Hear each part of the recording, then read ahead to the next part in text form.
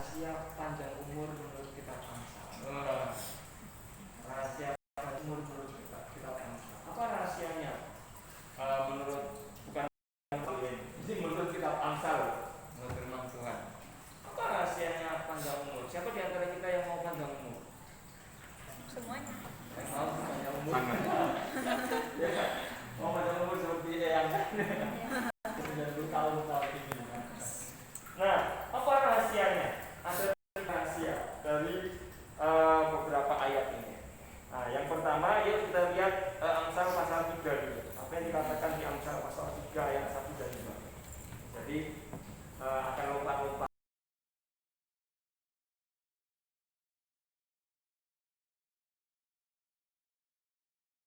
dan 2. Bisa membuka Alkitab elektronik masing-masing. Amsal pasal 3 ayat 1 dan 2. Sama kakak bisa lihat ini.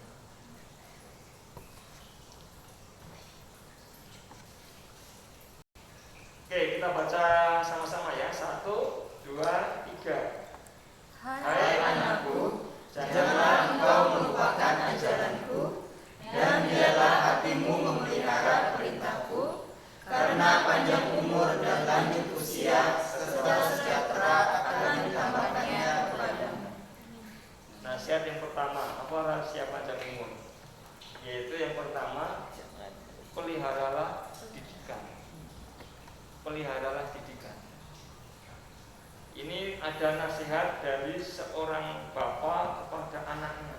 Hai anakku, seorang bapak kepada anaknya yang belum berpengalaman dalam menjalani hidup.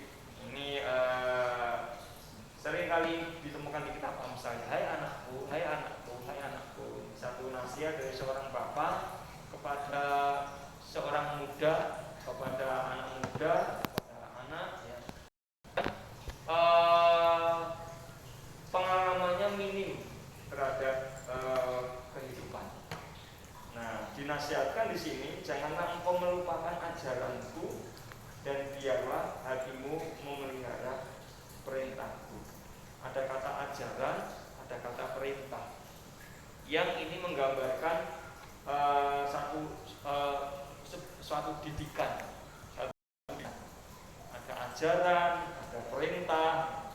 Di satu sisi ada awasan agar jangan melupakan ajaranku, jangan melupakan didikanku. Jadi si anak ini sudah mendapatkan didikan, jadi agar jangan melupakan itu. Ingat senantiasa itu. Tetapi juga secara positif, biarlah hatimu memelihara. Jadi kalau memelihara itu bukan sekedar menyimpan, tetapi menghidupnya. Nah, karena itu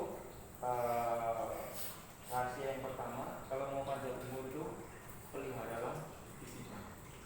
Ingatlah setiap ajaran, didikan yang sudah diletakkan, ditanamkan terlebih khusus ini berhubungan dengan kebenaran firman Tuhan.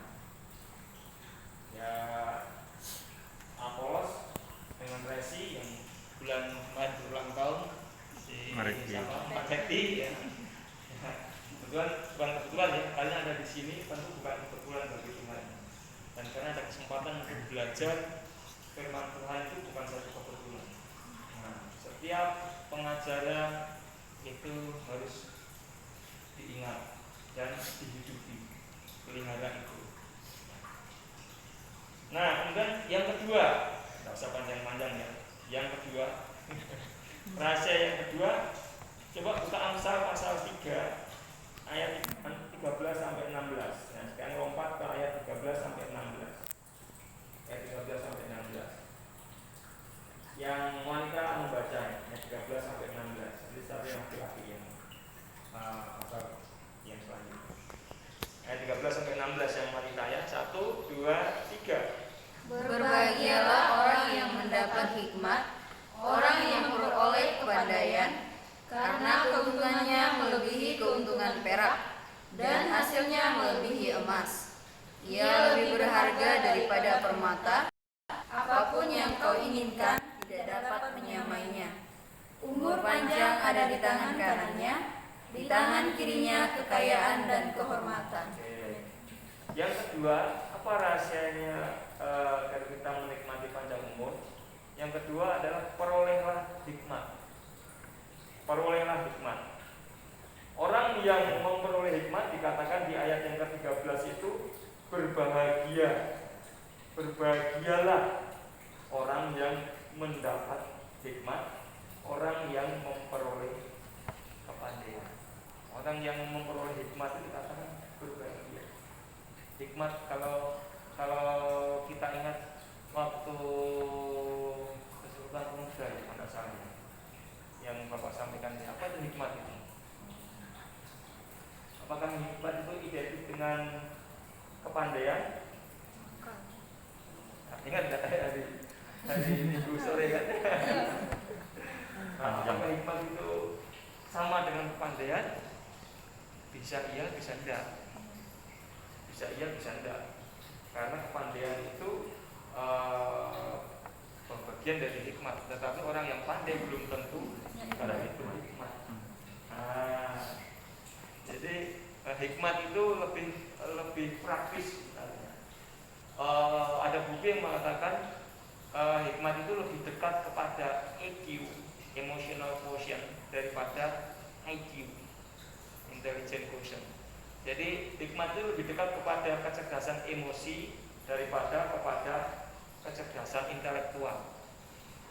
Hikmat itu adalah bagaimana seseorang bisa menjalani hidup ini dengan baik dan benar. Itu memang diperlukan akal budi, tetapi bukan semata-mata akal budi, karena akal budi kepandaian bisa saja digunakan dengan cara yang tidak baik dalam menjalani hidup. Jadi di sini dikatakan perolehlah hikmat. Orang yang memperoleh hikmat disebut sebagai berbahagia. Nah, orang yang memperoleh hikmat juga dikatakan mendapatkan keuntungan yang lebih dari harta berharga. Itu ayat 14 dan 15. Keuntungannya itu lebih dari harta bendawi. Tidak bisa dinilai dengan harta bendawi. Hikmat. Nah, kita katakan bahwa mendapatkan hikmat, orang yang mendapatkan hikmat itu mendapatkan keuntungan yang lebih dari harta bendawi, lebih daripada permata, emas, perak. Itu gambaran dari harta. Jadi nilainya lebih tinggi sebenarnya. Ya. Tapi ya, nanti kita akan lihat kuncinya apa sih untuk memperoleh hikmat. Nah, orang yang berhikmat dikatakan orang yang memperoleh hikmat akan panjang umur, kaya dan dihormati. Wah, dia akan mendapatkan panjang umur dan dihormati, dihargai orang yang berhikmat. Nah, tapi perintahnya adalah perolehlah hikmat. Jadi perlu dikejar itu hikmat itu. Perlu dicari, perlu dikejar, dicari seperti ya dalam bagian yang lain dalam kitab Amsal, dicari seperti mencari harta terpendam. Itu hikmat. Jadi itu perlu dicari, dikejar, karena dia lebih bernilai dari harta bendawi. Dia lebih bernilai dari itu, dan dampak dari memperoleh hikmat ada panjang umur, kekayaan, penghormatan. Bukan mencari hormat ya, bukan. Orang yang berhikmat akan dengan sendirinya akan menikmati penghormatan. Dia tidak perlu cari-cari penghormatan dari orang lain, tapi penghormatan itu akan datang dengan sendirinya kalau orang itu berhikmat. Nah, ini yang perlu dikejar, perlu dikejar. Nah, yang terakhir, yang ketiga, yang laki-laki sekarang baca Amsal pasal 9 ayat 10 dan 11. Kemudian nanti Bapak akan baca pasal 10 ayat 27. Jadi yang laki-laki baca Amsal pasal 9 ayat 10 dan 11. Kemudian Bapak akan baca ayat 27. Ya, 1, 2, 3. Permulaan hikmat adalah takut akan Tuhan, dan mengenal yang Maha Kudus adalah pengertian. Karena oleh aku umurmu dipenuhi, dan tahun-tahunmu di dalam. 27 pasal 10. Takut akan Tuhan memperpanjang umur, tetapi tahun-tahun orang fasik dipotong. Wah, ini luar biasa. Kunci untuk memperoleh hikmat, dikatakan apa sih itu? Permulaan hikmat adalah Takut akan Tuhan. Tuhan. Ada takut akan Tuhan di situ, pasal 9 ayat 11 ya. Ada dua kata yang digunakan di situ ya. Takut akan Tuhan dan mengenal yang Maha Kudus adalah pengertian. Jadi ada dua hal, takut akan Tuhan dan mengenal yang Maha Kudus. Apa maksudnya ini? Takut akan Tuhan dan mengenal yang Maha Kudus. Kalau disimpulkan, bahwa bisa katakan ini rahasia yang ketiga selain pelihara didikan, ya, perolehlah hikmat. Tapi yang ketiga, berpengalamanlah dengan Tuhan dalam hidup. Berpengalamanlah dengan Tuhan. Ada di situ takut akan Tuhan. Takut akan Tuhan itu bukan seperti seorang pencuri yang ketahuan dan kemudian dikejar-kejar oleh orang. Wah, itu takut kan, itu kan? Pasti takut dia. Tapi bukan takut yang seperti itu yang dimaksud takut akan Tuhan. Bagaikan kita ini seorang pencuri, kemudian Tuhan tahu kita dikejar-kejar, kita ketakutan seperti itu. Bukan. Takut di sini artinya hormat, menghargai Tuhan. Bagaimana ketika kita menjalani hidup ini, kita jalani ini dengan penuh hormat dan penghargaan kepada Tuhan. Kalau kita hidup semau-mau kita, itu sudah tidak menghormati Tuhan. Kita tahu bahwa Allah Maha tahu, tapi kita sendiri tingkah lakunya suka-suka. Apakah itu hormat kepada Tuhan? Oh, tidak. Nah, jadi tidak mudah sebenarnya takut akan Tuhan. Hormat kepada Tuhan. Setiap langkah kita diingatkan untuk menghormati Allah. Allah harus ditinggikan lewat seluruh perilaku kita. Kemudian ada dikatakan ini mengenal yang Maha Kudus. Mengenal ini bukan sekedar tahu. Saya tahu Presiden Indonesia adalah Joko Widodo, Jokowi. Tapi apakah saya kenal? Yang lebih dikenal adalah istrinya. Saya tahu Presiden Indonesia itu Joko Widodo, tapi saya belum mengenal beliau.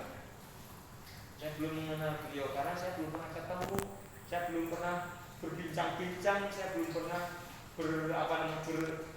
bekerja sama dengan beliau, sehingga saya tidak tahu, saya tidak mengenal seperti saya mengenal Adi Tohang. Bang Adi Tohang. Wah, kalau Bang Adi Tohang saya kenal. Oh, orangnya gini. Oh, gini dia, gini. Dari apa saya kenal dia? Dari percakapan dengan dia, dari berkomunikasi dengan dia, dari berteman dengan dia. Saya lebih kenal Adi Tohang daripada saya kenal Pak Jokowi. Saya hanya tahu tentang Pak Jokowi. Tapi kalau dengan Adi Tohang, saya kenal. Nah, itu mengenal yang Maha Kudus.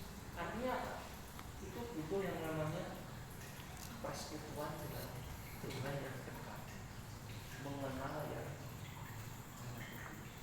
Karena itu saya mengatakan tadi berpengalaman dengan Tuhan.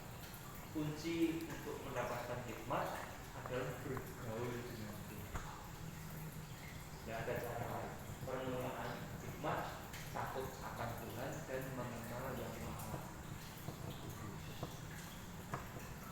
Karena itu hikmat itu beda dengan kepandaian. Kepandaian bisa dipelajari, ya, kita belajar. Tapi hikmat harus diawali dengan hubungan dengan Tuhan, bergaul dengan Tuhan.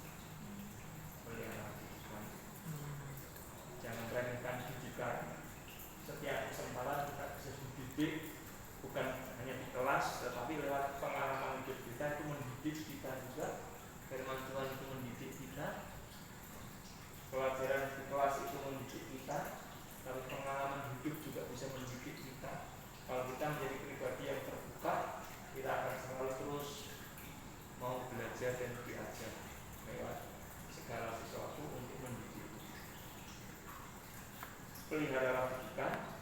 Yang kedua, perolehlah hikmah yang diawali dengan hubungan yang intim dengan Tuhan. Bergaul dengan Tuhan, takut akan Tuhan, dan mengenal yang Maha Kudus. Harapan kita selalu positif kepada Tuhan. Jadi supaya panjang umur. Nah, itu harapan yang bagus, ya, positif. Kita selalu berharap positif kepada Tuhan. Makanya dalam setiap ulang tahun artinya panjang umur, panjang harapan. Walaupun memang kita tahu bahwa sejatinya kita makin pendek umurnya ketika kita bertambah umur di dunia. Karena apa? Karena umur dari ditetapkan oleh Tuhan. Setiap orang berbeda-beda. Tetapi harapan itu perlu yang positif. Itu tidak salah berharap akan panjang umurnya. Dan firman Tuhan mengingatkan kita panjang umur tetapi bermanfaat, berguna, daripada panjang umur tapi tidak bermanfaat atau berguna. Itu lebih ironis ya. Jadi kita berharap panjang umur, tetapi dalam menjalani umur itu kita boleh menjadi pribadi yang berguna bagi Tuhan, berguna bagi sesama. Tapi kalau sudah menyingkir berguna bagi bangsa dan negara, merdeka.